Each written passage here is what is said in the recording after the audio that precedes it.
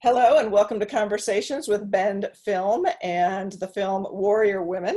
I'm Beth Jasper and I am the Associate Documentary Programmer for Bend Film. I'd like to introduce you to our guests. Beth Castle is the co-director, co-producer of Warrior Women. I'd like to welcome you. And I usually don't do this, but I'm going to read your bio if you don't mind, because it's pretty extraordinary.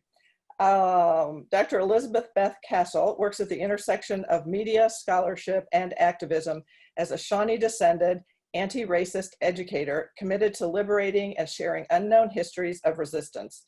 She started the Warrior Women Project to preserve the oral histories of Indigenous activists and disrupt the dominant historical narrative through her book, Women Were the Backbone, Men Were the Jawbone, Native Women's Activism in the Red Power Movement. That is quite something for a title. While completing her PhD at Cambridge University, she worked at the White House for President Clinton's initiative on race. She co-directed the Peabody Award-nominated film Warrior Women in 2018 and continues the collective work of the WWP in decolonizing curricula, activist archiving, and community media work. Wow. Congratulations on that. That's quite a resume. Yeah, I mean, the best part is that I'm a writer, so I made that sound great. You know, I'm thinking about that and I'm like, wow, God, I gotta meet that woman. She's amazing. So I'll be prepared to be let down a little bit, but yeah.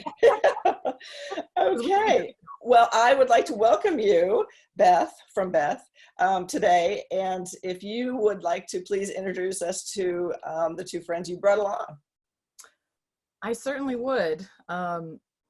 This is the part where I say, hopefully well, that's the thing, is you're going to show it early.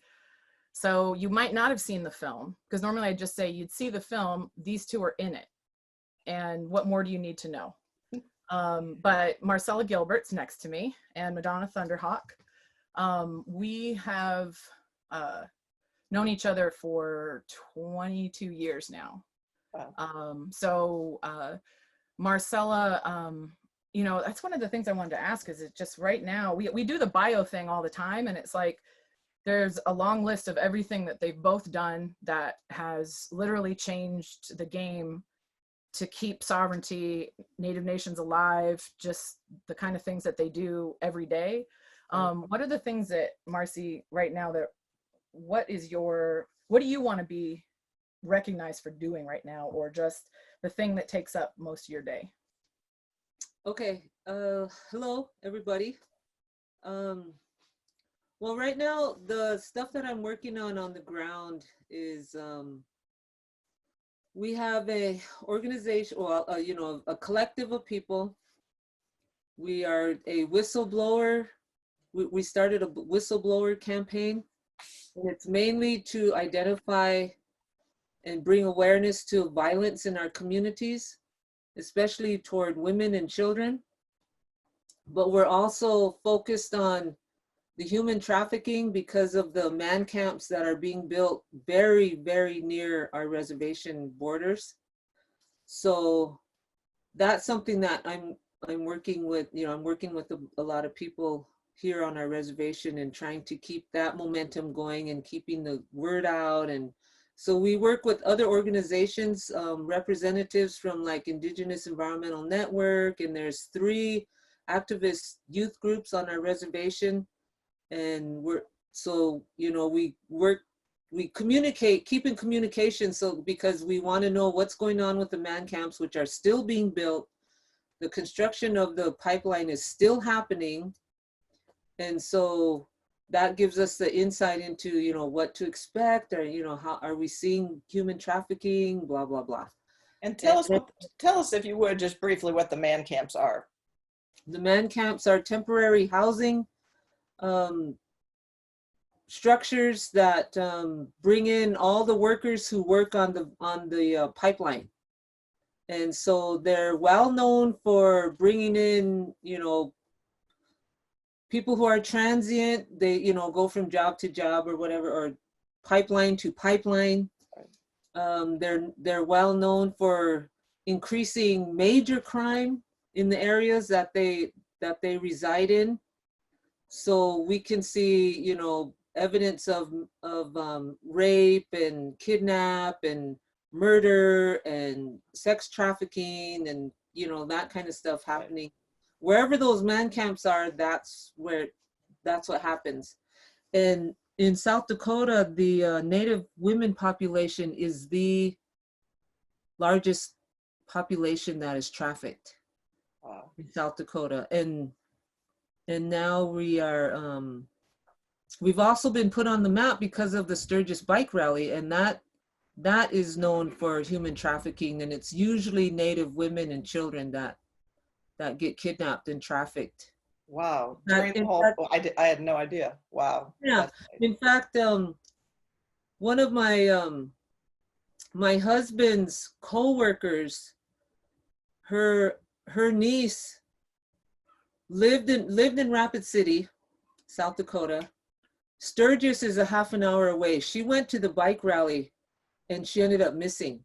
So they went looking for her I think it was 2 weeks ago, almost 2 weeks ago, and they found her in Minneapolis. And, you know, she was not who she was. You know, Wow. she was heavily drugged, and she was in a neighborhood that was not, I mean, she was, you know, she was trafficked. Wow. From the state of South Dakota into Minnesota. Very sorry to hear that. Fortunately, they found her, but there's a lot of women that don't get found. Right. And many that aren't found alive. Right. And so this is a real issue, especially in Indian, you know, in Indian country, because Native women are sought after. Native women are the targets. And so that's an issue that we try to keep abreast of and try to, you know, educate our communities. And so the Najo campaign is to bring awareness to not only trafficking, but violence in our communities. Okay. Okay. So that's one of the groups that I'm working with right now. Okay. That I formed, and we're busy. I bet. Beth, did you have another guest there you want to introduce? Madonna Thunderhawk. So Madonna, I mean, we call her the original gangster granny. She wasn't always she's always been an OG, but now she's an OGG. And just, you know, for those of you who haven't seen the film yet, she's just been a part of, in some critical capacity, every major occupation or event that's happened in Native history since the occupation of Alcatraz through Standing Rock and then ongoing. But more importantly, she's a community organizer who believes in action at the grassroots level. And we're here in the Swiftbird area of the Cheyenne River Reservation. And what else do you want people to know about you, Madonna? She's my mom. I know she is. She's a woman of strength. That's what I know about her now. Well, hello everybody. I don't know, that's a wide open spaces there. You know, it's been so many years and so many things happened that pretty soon it just kind of becomes ongoing way of life. I mean, you know, I don't know, just right now I just think that at my age, you know, I'm thinking that hopefully our people, especially the younger ones, would understand that what we do in English, you know, the word that's thrown around a lot is activism, you know. Right. And I think it's probably a good word because it's, you know, active, you know, activism, but there's no age limit, you know, there's no time limit. As long as you're able, it's your responsibility, I think. I really feel that if you are involved, if you're an activist, okay, that to me, that implies a responsibility. So, you know, if you're in it for the long haul and you really are an activist, you don't burn out. You know, you just adapt and you the issues and the fight is real. So when you turn 80, you're still in it. Right. Thank you for being still in it.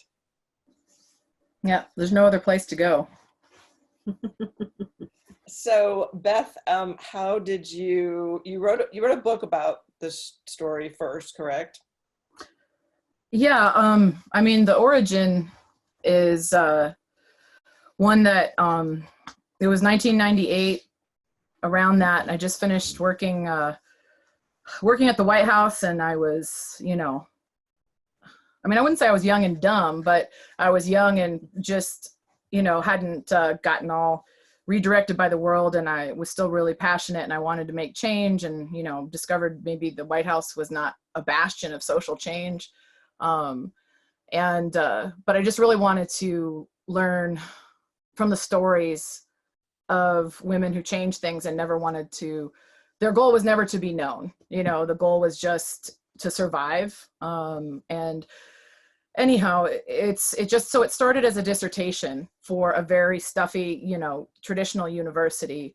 And that's part of what has guided our collective work together, is that, you know, being able to take a lot of these traditional things like research and academia and filmmaking, and instead of having them be this ongoing extractive process, which is a new word that people are using to show what has been done from the beginning of time, because no group of people have been more dangerously, you know, misrepresented than Indigenous people. So it did begin with a much wider framework, and will continue to include the stories of, you know, all of the women who were available and interested in being interviewed as part of the Oral History Project. So it goes deep, and, you know, these two women who, you know, were family at this point, and that comes with responsibilities. That's not, you know, a lot of people do that thing where they're like, oh, I'm adopted and I can do all these things. I like, no, it comes with responsibilities. And the challenge now is just, you know, the film, we're really proud of it. Christina King is the co-director, and she's a Native filmmaker. And Has she had her baby yet? I don't know. I think anything I say would probably be appropriate. I think it's halfway out. I don't know. You know, literally that's where we are. But yeah, so, you know, there's a lot of things that we hope to do, and we see the film as like really an important vehicle, and they were willing, and this is the point I wanted to make, to allow their stories to be held up in a way that it makes you really nervous, because we wanted to work really hard so that it wasn't seen as the hero narrative. It is, you know, it's a story of how their lives can carry the stories of other people, you know, so that they bring the whole history comes through, even though it's really, you know, some people could describe it as a story about a mother and daughter, and it is at its core, but it's like, you know, the collective mother and daughter. Right. Yeah, it's a fantastic film, and congratulations to all of you. And I really enjoyed it. I've seen it twice now, and the things that you all have done, you know, throughout the years is just astounding, and it's important. And I don't think there's any other thing like this film that I know of, and it's important, and people need to see it, and I think they will.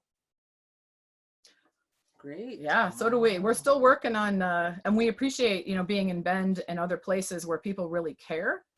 You know, I mean, I still want everybody to be forced to see things that, you know, I mean, we're in a global crisis because people don't know history.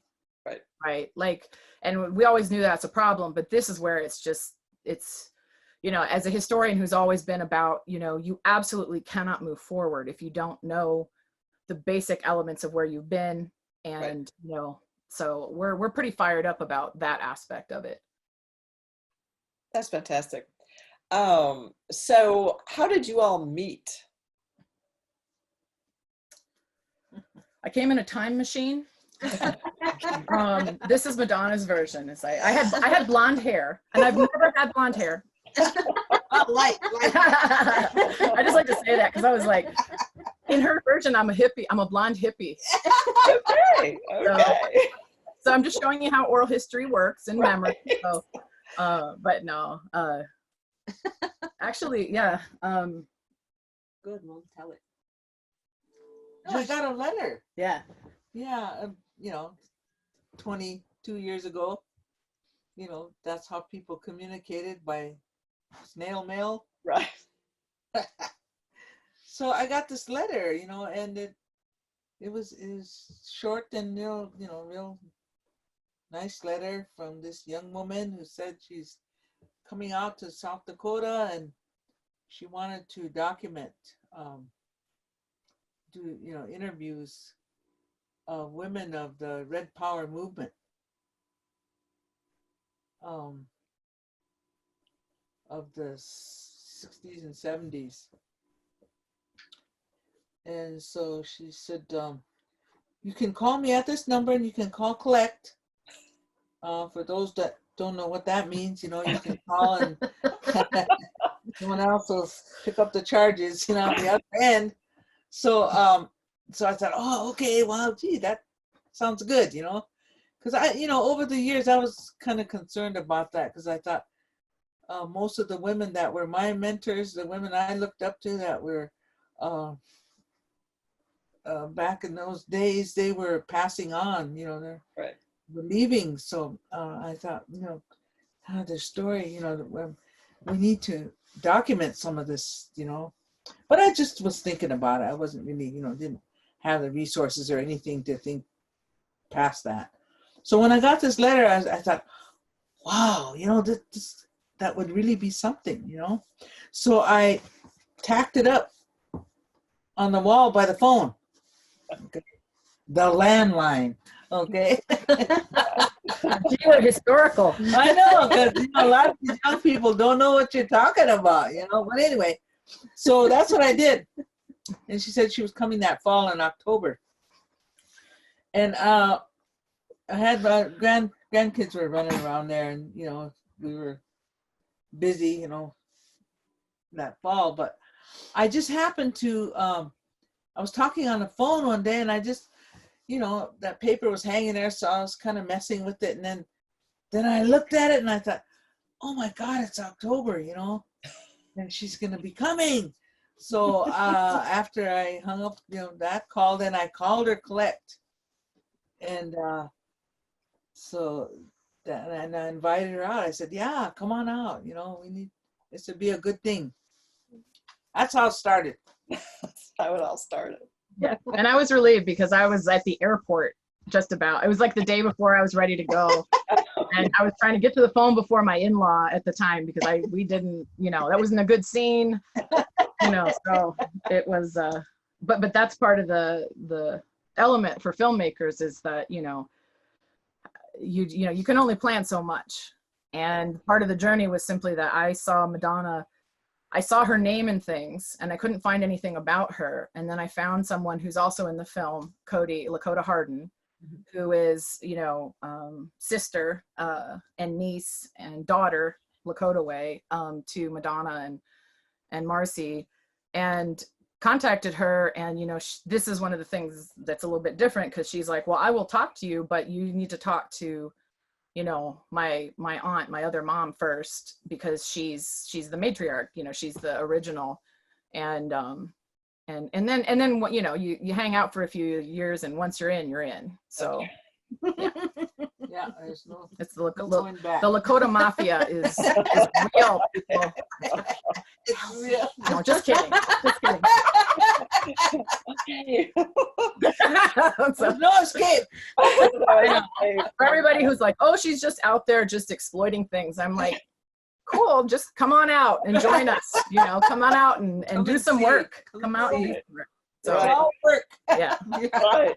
Well, so how did it become a documentary after the book? You just decided this would be a great documentary, or? I wonder if anybody ever makes I would love to know someone who makes a decision with that kind of clarity. Right. But I definitely would say the short version is like, when I was sitting down interviewing Madonna, October 29th, 1998, across the Wow. way, and I had a camera I barely knew how to use, and all kinds of things were going on. And two things are interesting is that to this day, it was still probably, even though I've interviewed her in various forms, probably hundreds of times, but it was still the single best interview experience I ever had. And we ended up using some of it in the film. So even though we did all these fancier re-records and all kinds of things, just that first moment. And I remember just shutting up and just feeling my brain change, you know, just like my thoughts change, and really tried to, oh, I'm gonna say this so that I know, you know, and then I just was like, calm, you're okay, you'll get your points later.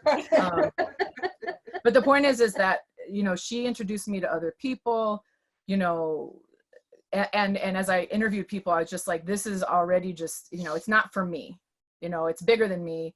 And that's, you know, meeting Christina King, doing the work that we did over the years to figure out how to sort of elevate it to this level, took a huge amount of collaboration and a lot of patience on their parts. So we're talking about your first footage. The footage in this film is unbelievable. I mean, did it all exist, and how did you find it? What do you guys think? How did I find it? Looked everywhere. But no, you look between the filing cabinets, because that's the story. Is if you're trying to look for like Native women and children, and as you know, and to me that also represents the whole story. You only get the story when you go to the, you know, the intersection and the core, and you move out from there. But in order to do that, you just had to be a super sleuth, and you had to go outside of the country, because countries that form themselves on unrecognized genocide do not record that history over time. Right. But other countries who also, you know, practice that experience of colonization on their own people, they just study other people's, you know, colonization. So we found a lot found it in France, Holland, you know, Germany, Cuba. Wow. Madonna went to Libya, Japan, Russia. Marcy went to Cuba in 1978. I mean, we still haven't, and if any of you out there know how to help us, we're still looking, because I want to build that collection, you know, because it's really important. That's part of what the Warrior Women Project does now, is work on like archival tools, tell the histories, and root it. And so the more that interviews we can do and the more material we can find, we're still doing that.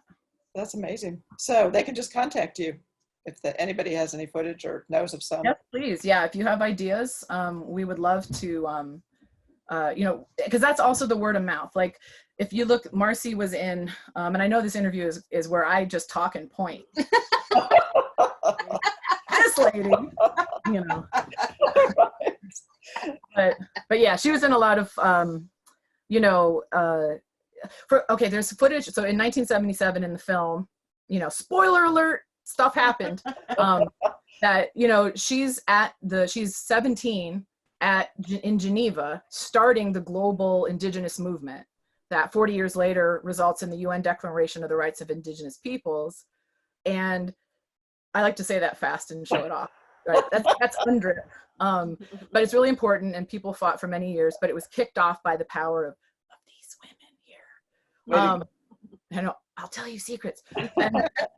But anyway, she's got this like red puffy jacket, and she's moving around, and I just have this little aneurysm sometimes because she's carrying a Super 8 camera. And she has no memory of it. And then another photo, she's like taking amazing looking pictures, but it's just really getting communities to think about how important they're the ones that hold, you know, if you have a chance, if other people have taken pictures of you, you know, you got to start thinking like, who did that? You know, there was a guy at the survival school that Madonna, you know, founded and, you know, put out in the world based on the family need and the community need, and that Marcy was a part of. And, you know, he took a bunch of pictures, and he was from Germany. And what was his name, Marcy? How did I try to track him down? Jorg. Well, we knew his name was Jorg. Wow. Other than that, and what was his nickname? Germany. Yeah, his nickname was Germany. So I'm like, I can work with that, no problem. Can I find a German man named Germany, please? You know, but if you put the word out, yeah. So it's super sleuthing. But yeah. I want to say one last thing about it. It's just super important, and this is something that Christina King points out also, and this is hopefully a changing thing in the world of Indigenous filmmaking, is that, you know, we found more power in the archival than we did in the verite.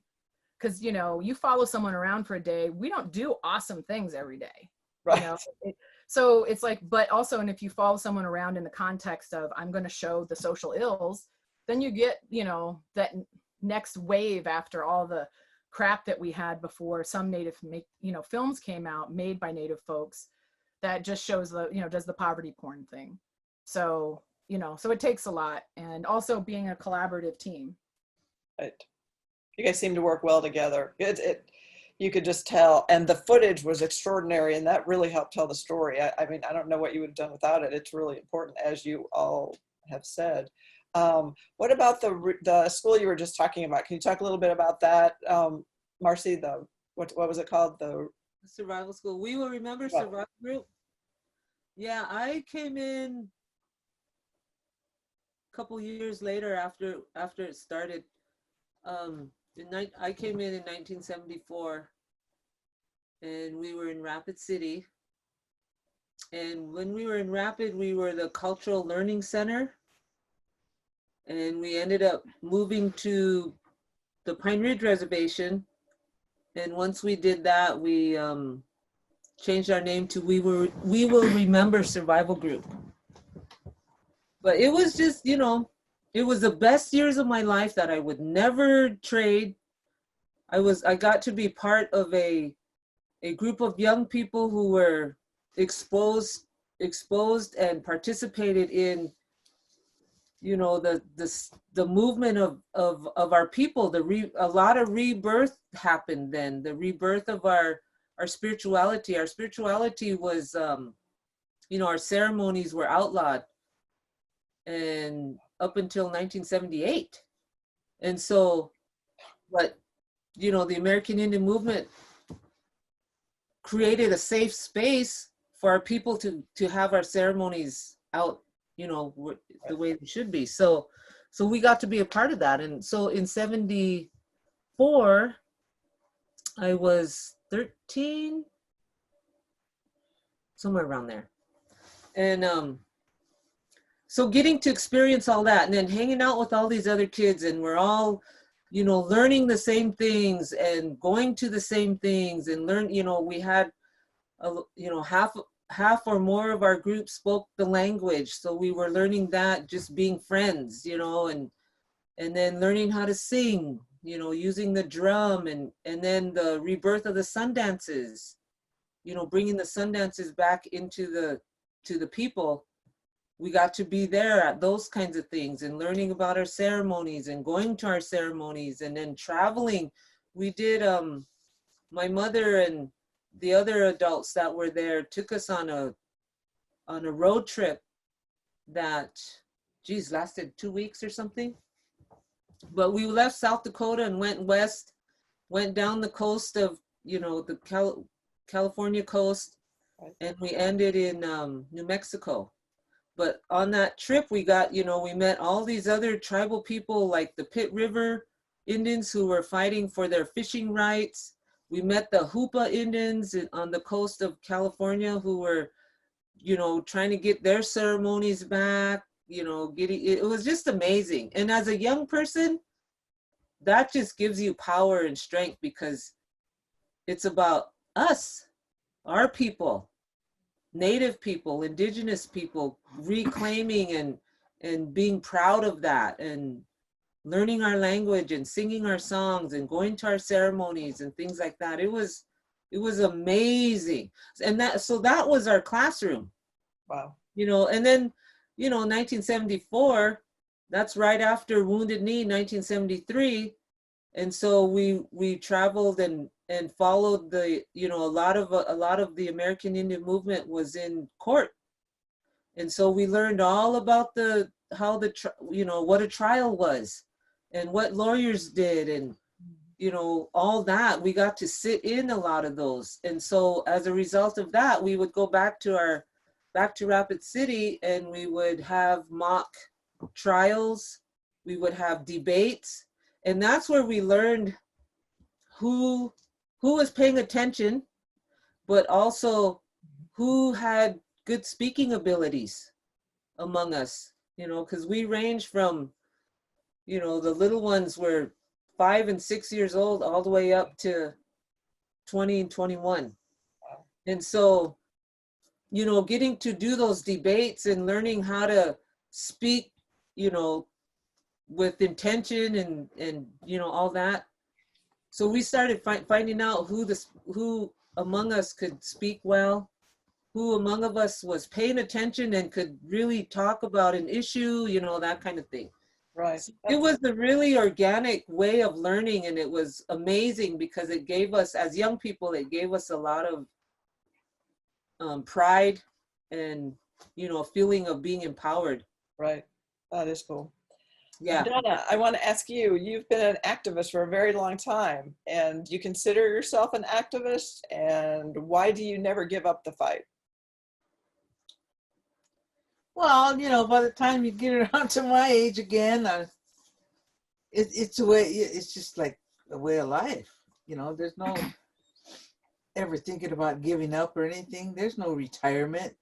You know, it's a way of life. By the, you know, into it this long. You know, and but it's good too because it's exciting for me to see that. Why the issues are the same, because we're land-based, you know, that's a whole different realm that the rest of this country doesn't even know or understand. Right. To them, land is property. To us, you know, it's who we are. Right. It's you know, that's what indigenous means, you know. There's no gene pool in Europe for us. It's right here. So those, you know, it just, to me, it's good for me to see that, you know, there's the next ones coming up are going to carry on because they understand and they're more, how would you say it? They can, they know how to deal in the modern world with the technology and everything, you know, and most of our people now are indigenous from coast to coast, speak English, so we can communicate with each other better. Right. And there's more alliances and there's more strength among our indigenous because of that, you know. So the colonizers, a lot of things backfired, you know, Right. to our benefit. So when you first started, you had no idea what this would become with all of your work and all of your. No idea. You're a rookie. What? I'm like, watch what you say right now, please. Let's not reflect too much. We have not gone through therapy on this. It's been a long time. Just kidding.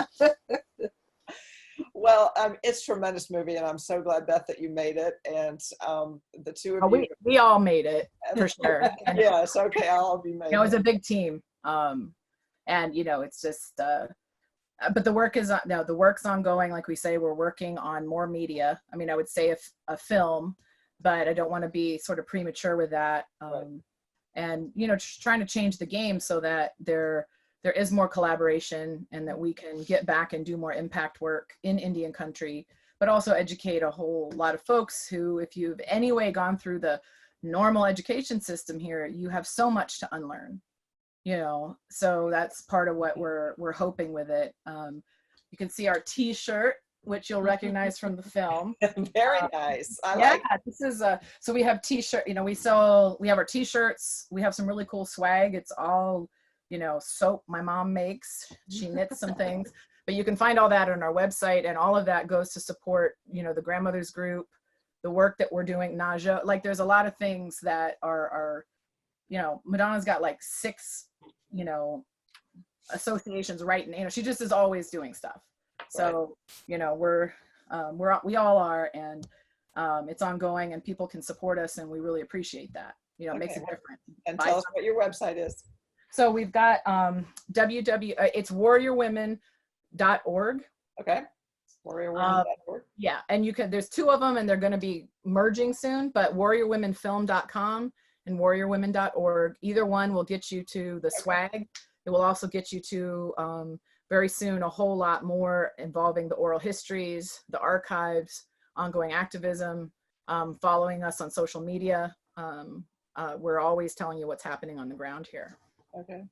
Well, thank you all for making this film. And Marcy and Madonna, thank you so much for doing what you've done all of your life. I mean, I salute all of you. It's amazing. And it's so appreciated. And this story is so appreciated because, like you all said, it's not widely known. So now it will be. And